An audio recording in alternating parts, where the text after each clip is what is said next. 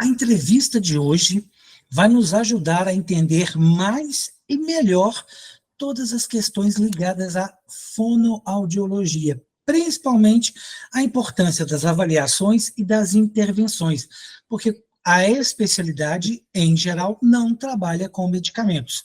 E dessa forma, busca-se elaborar planejamentos, estratégias, ações de intervenções que vão ajudar os estudantes a melhorar o seu processo de aprendizagem. E o nosso bate-papo vai ser com a fonoaudióloga e também professora titular do Departamento de Fonoaudiologia da Faculdade de Filosofia e Ciências da Unesp de Marília, sim, Simone Capellini. E a nossa primeira pergunta para a Simone, para começar aí o nosso bate-papo, é: a Simone, só para ficar claro para vocês que estão aí nos ouvindo no podcast, estão nos assistindo no canal do YouTube, a palestra dela vai ser no dia 10 de novembro. É a parte do congresso estendido do Brain Connection, que vai ser totalmente online, porém com palestras ao vivo. Você vai poder perguntar, participar, e vão ser mais de 50 palestras nesse dia inteiro. Corre lá no brainconnection.com.br, se você não se inscreveu, se inscreva. E a gente começa, então, com a Simone, para entender primeiro quais são seus principais tópicos, Simone, que você pretende abordar na sua palestra.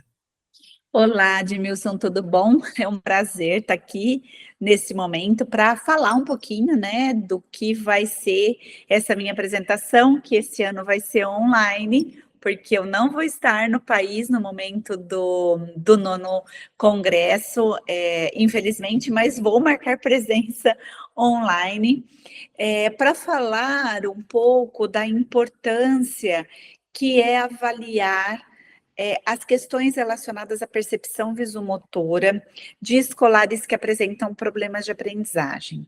É muito comum os escolares que apresentam problemas de aprendizagem terem dificuldades para ler e para escrever. E essa dificuldade, muitas vezes, ela é sempre entendida do ponto de vista do problema da relação letra-som, do problema da decodificação, e muitas vezes se faz uma analogia, se faz uma relação muito grande com as questões auditivas. Mas nós devemos nos lembrar que a porta de entrada para o processamento da leitura é a visão.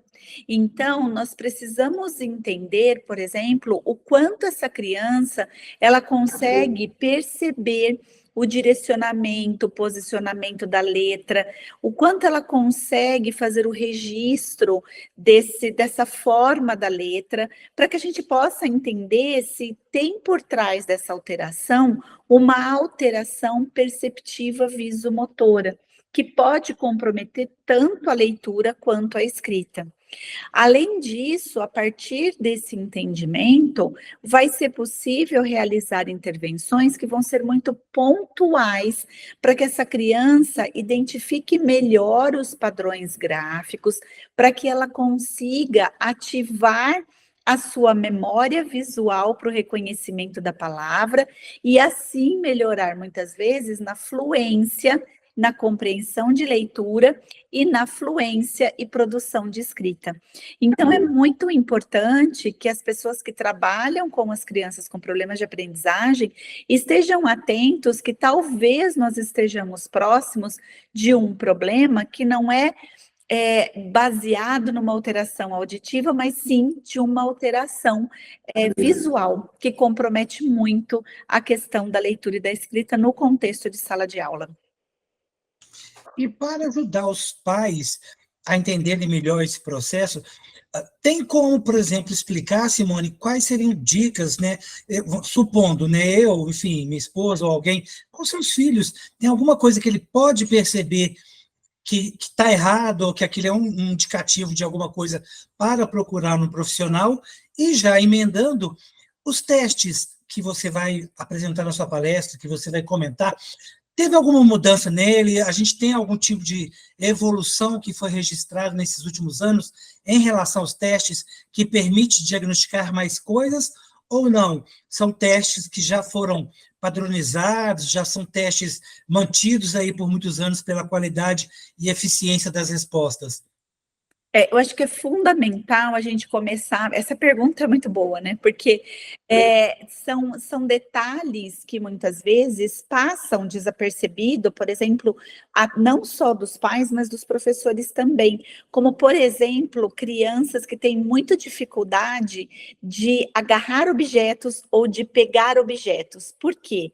Porque isso exige uma percepção visual, não só apenas do meio, mas também da questão da distância, da proximidade do objeto. E aí as pessoas acham que isso não tem a ver com os problemas que vão acontecer na leitura posteriormente, mas tem sim. Então, essa dificuldade que a criança tem de agarrar ou manusear objetos, porque envolve a questão da destreza motora também, né? Dessa relação visomotora, por exemplo, de pegar o garfo com a mão, né, no momento da sua alimentação, ou de estar pegando objetos pequenos e ter uma dificuldade, porque sempre cai no chão. Então, isso já pode começar a mostrar uma alteração de força, percepto-visomotora alterada. Então, assim, que quer dizer, na verdade, eu planejar a força para poder pegar o objeto. Então, isso, por exemplo, está no dia a dia da criança. Muito antes, né, essa dificuldade muito antes do que quando essa criança vai começar a manusear o lápis e a borracha. Então, essas informações, elas precisam ser observadas no dia a dia da criança. Por outro lado, existe sim procedimentos que podem estar sendo aplicados em crianças a partir dos 4 anos de idade. Então, veja, que é uma idade onde a criança já está na pré-escola, né? Então, são objetos, testes, procedimentos que são, na verdade, indicados para uso de professor e para uso de profissionais da área da saúde e da educação. Mas veja bem, não é qualquer procedimento, né? Então, nós temos no mundo um procedimento considerado padrão ouro, que é o procedimento que é mais utilizado para, por exemplo, fazer a identificação de crianças que têm dislexia visual, que crianças que têm alteração percepto-visomotora para leitura e para escrita, que é o teste de desenvolvimento perceptivo visual, DTVP. No Brasil, nós só temos ele na versão 2, que é o que vai da faixa etária de 4 anos a 10 anos e 11 meses. Diferente dos Estados Unidos, que nós temos esse procedimento na sua versão 3, né? Então já está na 3ª edição, que faz aí uma recomposição das provas e testes dessa bateria para poder auxiliar no diagnóstico. Geralmente esse é um procedimento, né, que ele é utilizado por fonoaudiólogos que trabalham na área da aprendizagem e que ajuda muito, por exemplo, professores, que auxiliam muito o próprio diagnóstico diferencial quando é feito na equipe interdisciplinar. Então, existe sim procedimentos que podem nos auxiliar a fazer a investigação dessas crianças. E esse procedimento, ele é muito importante, porque a partir do momento em que você identifica se essa criança tem só uma alteração em habilidades visuais, ou só nas habilidades visomotoras, ou se existe, na verdade, né, uma alteração tanto em habilidades visuais como visomotoras, você pode indicar intervenções que são mais assertivas para a melhoria, tanto da leitura, do desempenho da criança, tanto na leitura como na escrita. E há algumas questões que a gente brinca, ou a gente, às vezes, escuta as pessoas contando histórias, né, meu filho é muito desajeitado, meu filho é muito estabanado, ele deixa cair tudo, ele derruba. Tem algumas coisas que podem, quando muito frequentes, né, indicar, né, algum problema motor, como você está falando, ou às vezes até ligado à psicomotricidade, ou às vezes alguma coisa também ligada à visão, como você disse, a dislexia visual, porque muitas vezes o que acontece? A criança não tem parâmetro anterior, e ela não sabe se ela está enxergando adequadamente ou incorretamente, porque para ela aquilo é normal, até quando ela vai ter condição de descobrir que não é daquele jeito, não é isso? Então, na verdade, é muito bom você entrar nesse aspecto, porque o que que acontece, né? Quando a gente faz uma boa avaliação percepto-visomotora, você pode ter alguns indicativos que te levem, por exemplo, à necessidade de fazer uma avaliação motora, né? Uma bateria motora para investigar, por exemplo, se aquela alteração visomotora que a criança apresenta, como por exemplo, em realizar cópia, em realizar atividades de velocidade visomotora, elas estão só relacionadas a um problema visual ou se isso tem a ver com a questão motora fina. Então, aí vai ser muito importante a gente observar a necessidade, por exemplo, de se encaminhar essa criança para se realizar uma avaliação motora, né? Nesse caso, a gente sempre vai recomendar ao profissional que aplique uma bateria motora para identificar, por exemplo, se essa alteração de percepção visomotora, ela está relacionada, por exemplo, a um TDC, que é um transtorno do desenvolvimento da coordenação, que pode estar associado a uma dislexia, mas pode ser, né, isolado, pode ser uma outra alteração. Então, a bateria, né, percepto-visomotora, ou, por exemplo, o DTVP, ele é muito importante justamente para poder direcionar se eu tenho um caso só de alteração visual, se é uma alteração visomotora, e se essa alteração visomotora, ela tem a ver com as questões de alteração de função motora fina, que invariavelmente pode estar associada a um problema motor.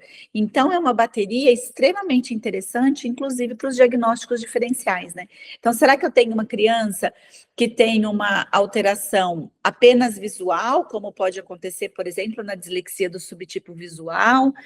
Será que essa criança ela tem uma alteração visomotora, porque uma alteração visomotora pode estar presente nas crianças com TDAH, ou ela pode ter uma alteração visomotora que vem de uma alteração motora, no caso de um quadro de TDC, né, que é o transtorno do desenvolvimento da coordenação. Então, ela é imprescindível para nós que atuamos com as crianças com problemas de aprendizagem. Numa primeira etapa, Simone, o psicopedagogo, né, a psicopedagoga, que normalmente, teoricamente, todas as escolas têm que ter uma ali, né, para acompanhar, elas conseguem ajudar os pais, principalmente os pais mais leigos ou com menos conhecimento, a perceber que tem realmente alguma coisa ali em relação àquele estudante, aquele aluno, né, aquela criança menor ou não, para fazer esse encaminhamento, né, para um especialista, para uma pessoa que vai...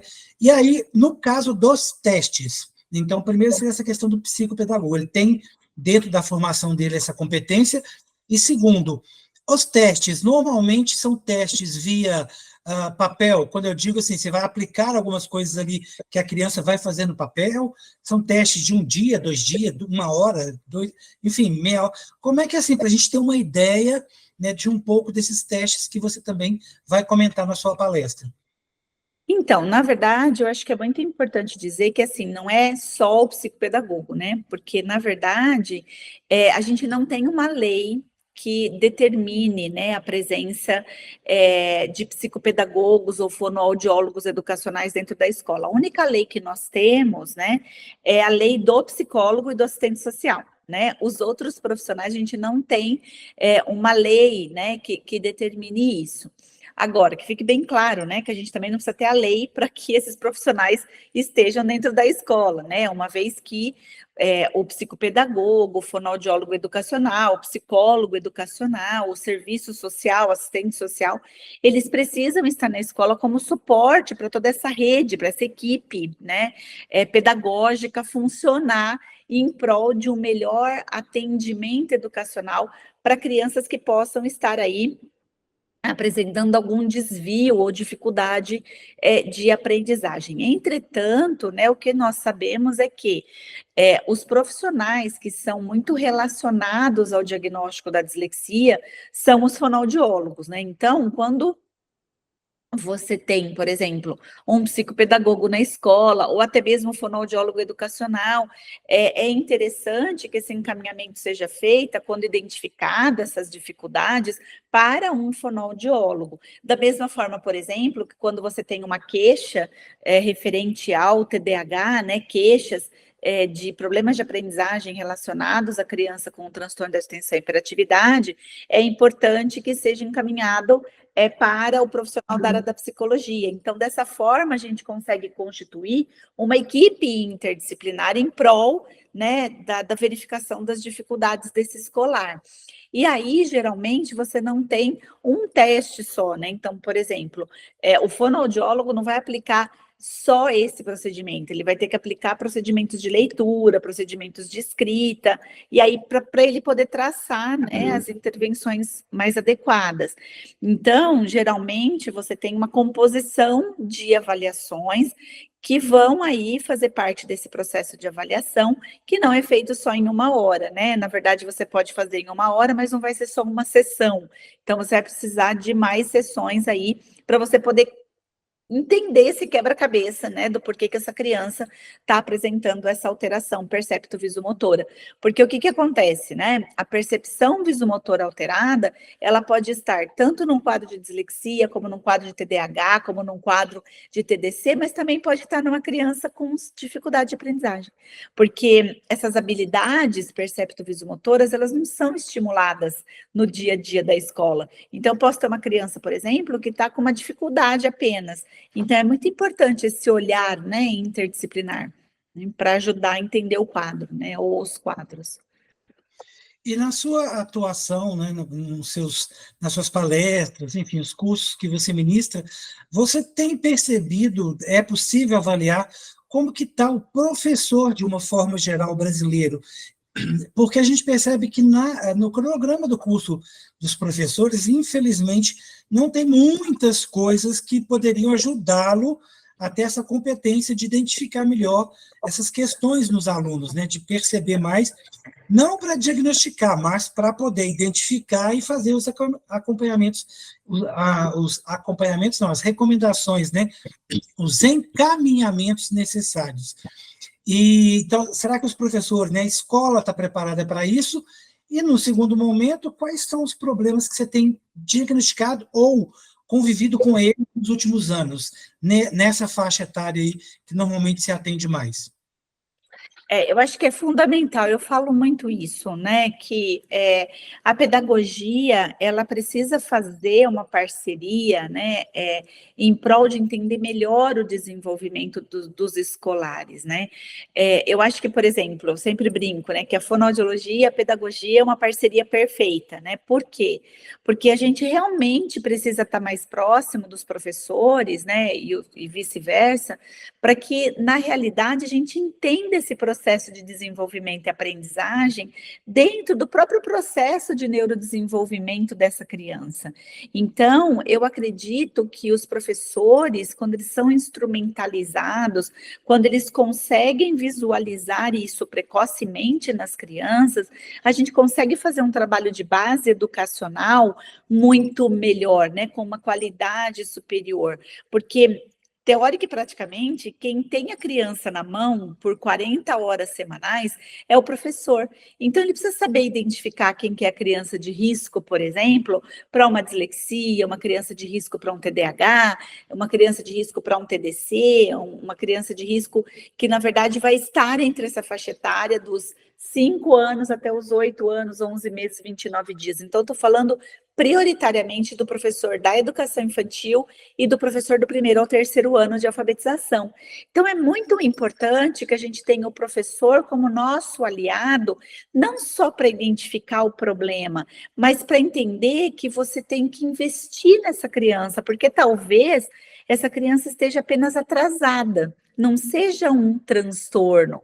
Esse sinal pode ser porque ela vem de uma região em vulnerabilidade social, porque ela tem uma baixa estimulação dentro de casa com relação a materiais de leitura e escrita, porque talvez a metodologia de alfabetização que esteja sendo usada não está atingindo o conhecimento necessário para essa criança desenvolver a leitura e escrita. Então, acho que tem N fatores, né?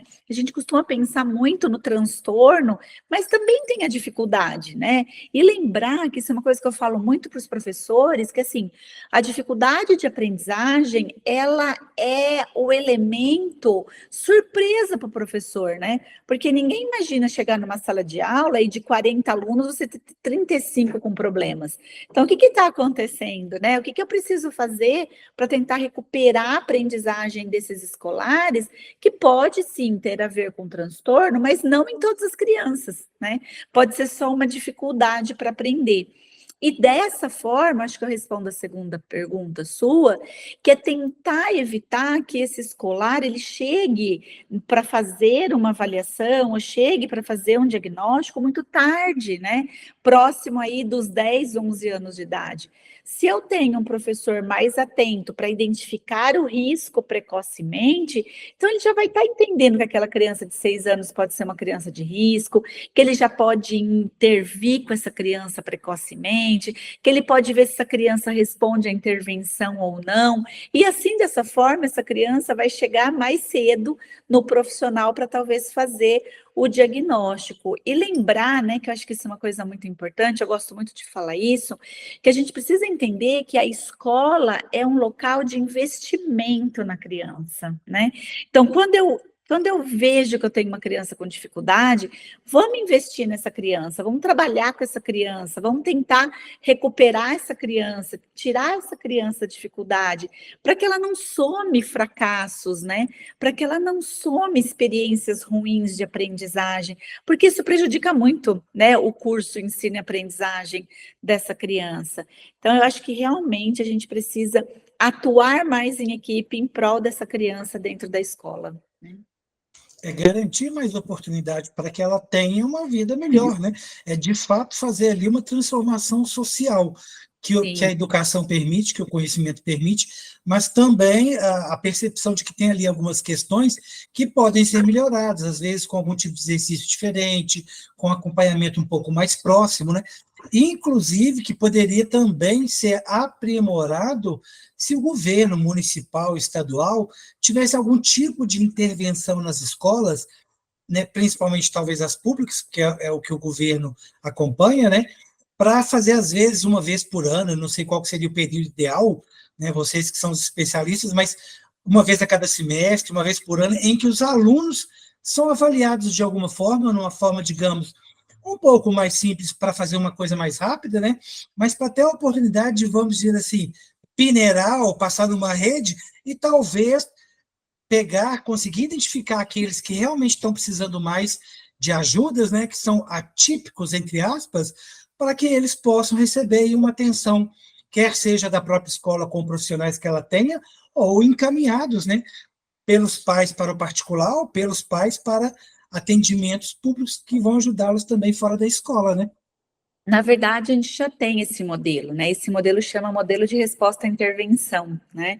A gente não tem esse modelo como uma política pública, mas ele está dentro da lei da dislexia e do TDAH, onde prevê uma atenção integral a essa criança, desde você identificar quem que é a criança de risco para os problemas de aprendizagem, os problemas de atenção, e com isso a gente consegue, na verdade, fazer um rastreio inicial para tentar identificar quem que é a criança de risco, para que ela consiga ter um acompanhamento integral desse escolar, desde a identificação precoce para esse transtorno, até o encaminhamento para o diagnóstico, né, que é a lei número 14.254, foi publicada em 30 de novembro de 2021. Então, esse é um marco, né, que a gente tem, só que a gente precisa fazer com que essa lei ela seja implementada, né, em todo o território nacional, né? Então, eu acho que existe aí um desafio, apesar de eu acompanhar, né, muita implementação do modelo de resposta à intervenção pelo país, mas essa ainda não é uma realidade de todos os estados, de todas as cidades. Então, acho que ainda a gente tem essa procura, né, de necessidade de implementação dessa lei. E aí cabe a nós, cada um de nós, independente de termos ou não filhos ainda em fase escolar, porque podemos participar lá do conselho das escolas, podemos conversar com os professores, podemos nos voluntariar em dar sugestões, como ou não profissionais, né, como que a escola está trabalhando essa questão lá dentro, né, a questão da identificação dos profissionais, professores que estão auxiliando em classes que têm alunos que precisam ser melhor assistidos. Né. Você também pode ajudar a melhorar a educação aí no seu bairro, na sua rua, na sua comunidade, né. Todos nós podemos fazer mais, né, e fazer um pouco mais além da parte que nos cabe, né? Podemos colocar um tijolinho aí. E o conhecimento ajuda muito. Então, você, pai, mãe, responsável, professores, profissionais da área de saúde e afins da educação, também podem ter mais conhecimento, participando de congressos como o Break Connection, que vai acontecer lá em Recife, de 29 de outubro a dia 1º de novembro. Esse é o congresso presencial, que ainda vai ter uma parte incrível, que é o Break Connection Kids, 2 dias, para você que participou, para os pais, para as crianças, poderem fazer a parte prática do congresso, sob supervisão, e no dia 10 de novembro, teremos o Break Connection estendido, como a gente disse, com mais de 50 palestras, entre elas a incrível Simone Capellini, que você já ouviu um pouco do que ela tem para oferecer. E não é pouco, né? É muita coisa para poder discutir, perguntar, e quanto mais a gente conhece, mais a gente pode ajudar.